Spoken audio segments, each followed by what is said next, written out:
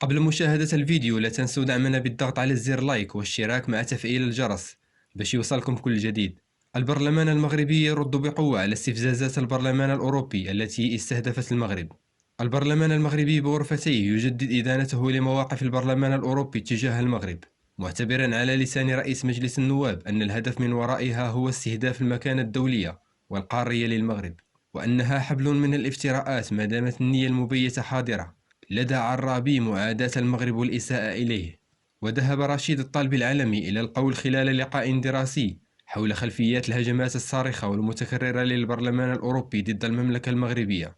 احتضنه مجلس النواب مساء الأربعاء أن الحملة الأوروبية غير مبنية على أسس وتعتمد مصدرا واحدا من تقارير معدة تحت الطلب.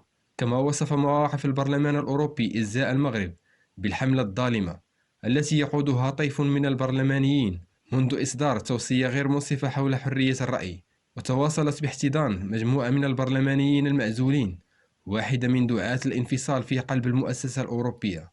ما فرض علينا إعادة النظر في علاقتنا بالبرلمان الأوروبي وإخضاعها للتقييم.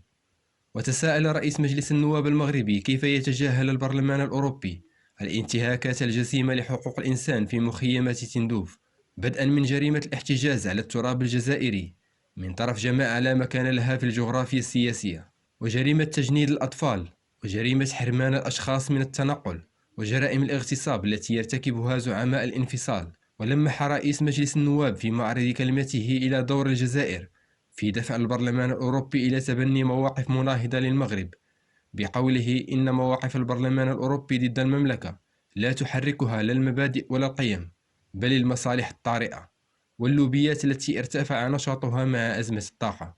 الموقف نفسه أكده نائب رئيس مجلس المستشارين فؤاد القادري، ذاهبا إلى وصف موقف البرلمان الأوروبي بالسخيف والسلوك الأرعن.